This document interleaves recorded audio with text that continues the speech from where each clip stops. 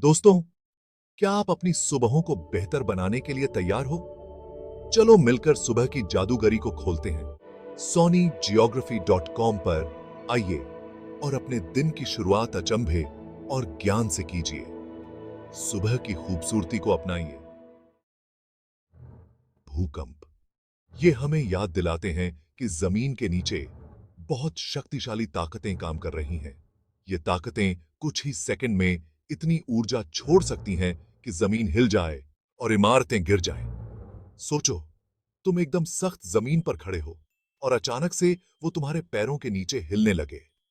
लेकिन आखिर क्या होता है जो इतनी दूर तक महसूस होने वाले ये झटके देता है? पृथ्वी की टेक्टोनिक प्लेट्स हमेशा गतिमान रहती हैं। ये प्लेट्स हमारे पैरों के नीचे लगातार चलती रहती हैं, चाहे हम इसे महसूस करें या नहीं। हालांकि ये हमें महसूस नहीं होती, लेकिन ये प्लेट्स हर समय धीमी गति से खिसकती रहती हैं। ये प्लेट्स एक दूसरे से रगड़ती हैं, जिससे पृथ्वी की सतह पर तनाव उत्पन्न होता है, टकराती हैं या एक दूसरे से दूर जाती हैं, और इस प्रक्रिया में ऊर्जा का संचय होता है और इसी वजह से ज्यादातर भूकंप आते हैं। जब ये ऊर्जा अचानक से निकलती है तो भूकंप उत्पन्न होते हैं। ट्रांसफॉर्म बाउंड्री तब बनती है जब दो प्लेट्स एक दूसरे के बगल से क्षैतिज रूप से खिसकती हैं। ये खिसकना अक्सर भूकंप का कारण बनता है। इस रगड़ से बहुत ज्यादा दबाव बनता है जो समय के साथ बढ़ता जाता है, और अचानक से इसके निकलने से पृथ्वी में भूकंपीय तरंगें फैल जाती हैं जो भूकंप के रूप में महसूस होती है।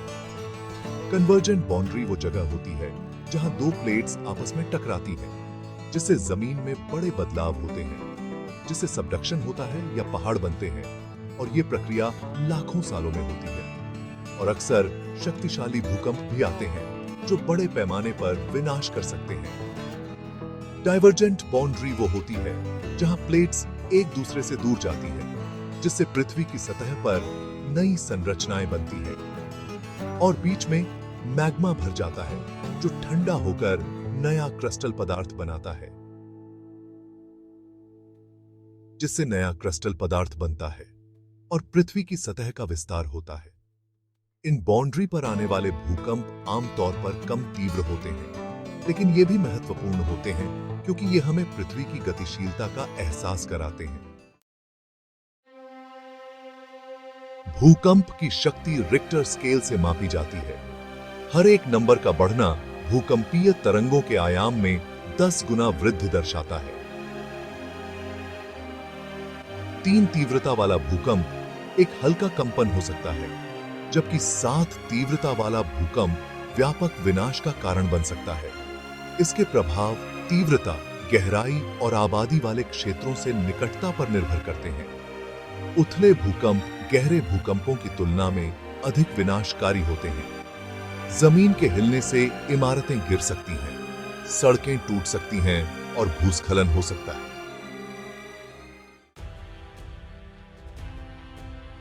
भूकंप अक्सर ज्वालामुखी विस्फोट और सुनामी से जुड़े होते हैं। जब पृथ्वी की सतह हिलती है तो यह ज्वालामुखी को सक्रिय कर सकती है और समुद्र के नीचे विशाल लहरें उत्पन्न कर सकती हैं। ये घटनाएं एक दूसरे से जुड़ी होती हैं। एक के होने से दूसरा शुरू हो सकता है। उदाहरण के लिए, एक भूकंप ज्वालामुखी विस्फोट का कारण बन सकता है और ज्वालामुखी विस्फोट सुनामी उत्पन्न कर सकता है। प्रशांत महासागर के रिंग ऑफ फायर के किनारे ज्वालामुखी और भूकंप अक्सर आते हैं। यह क्षेत्र पृथ्वी की टेक्टोनिक प्लेटों के बीच की सीमाओं पर स्थित है, जहां प्लेटों की गतिविधि बहुत अधिक होती है। ज्वालामुखी के नीचे मैग्मा की गति से कंपन हो सकता है, जबकि एक बड़ा भूकंप विस्फोट का कारण बन सकता है। मैग्मा का बढ़ता दबाव ज्वालामुखी को फटने के लिए मजबूर कर सकता है। सुनामी समुद्र के नीचे भूकंपों से उत्पन्न होने वाली विशाल लहरें होती हैं। ये लहरें समुद्र तल के अचानक विस्थापन के कारण उत्पन्न होती हैं। समुद्र तल पर भूकंप से पानी विस्थापित हो सकता है, जिससे ऐसी लहरें पैदा होती हैं जो बहुत तेज गति से यात्रा करती हैं। ये लहरें सैकड़ों किलोमीटर प्रति घंटे की गति से यात्रा कर सकती हैं। तटीय क्षेत्रों के पास आते ही ये लहरें बहुत ऊंची हो सकती हैं, जिससे भयानक बाढ़ आ सकती है।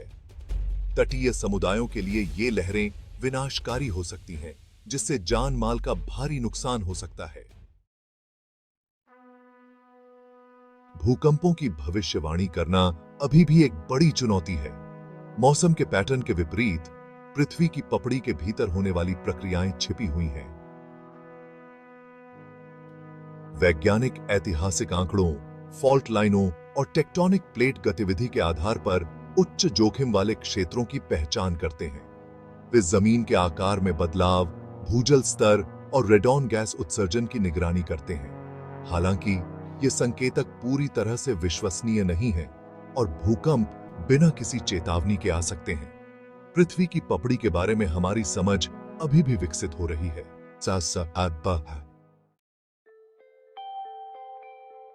भूकंप हमें उन विशाल शक्तियों की याद दिलाते हैं जो हमारे ग्रह को आकार देती हैं।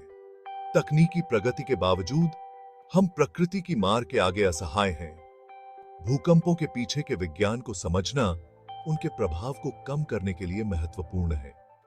वैज्ञानिक बेहतर बिल्डिंग कोड, खतरा मानचित्र और पूर्व चेतावनी प्रणाली विकसित करते हैं। ये उपाय लोगों की जान बचाने और आर्थिक नुकसान को कम करने में मदद करते हैं। तैयारी के लिए व्यक्तिगत और सामुदायिक कार्रवाई की आवश्यकता होती है। भूकंप संभावित क्षेत्रों में सुरक्षा और लचीलापन सुनिश्चित करने में हम सभी की भूमिका है। भूकंप संभावित क्षेत्र में रहने के लिए तैयारी जरूरी है।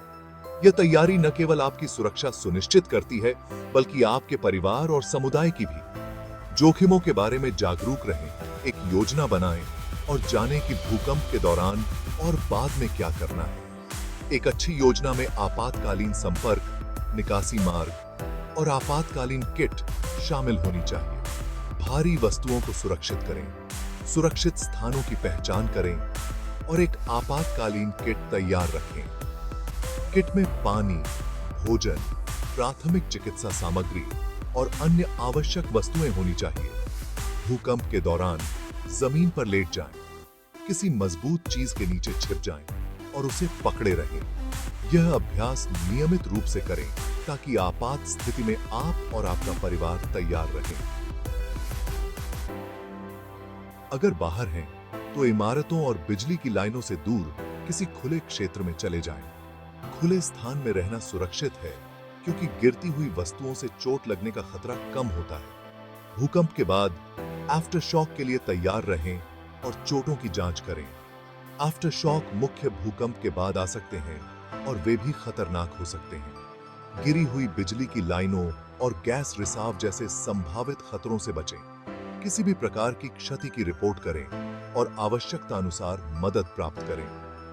ज्ञान और तैयारी एक सुरक्षित और अधिक लचीला भविष्य बनाने में योगदान कर सकते हैं। अपने समुदाय के साथ मिलकर काम करें और भूकंप सुरक्षा के बारे में जागरूकता फैलाएं।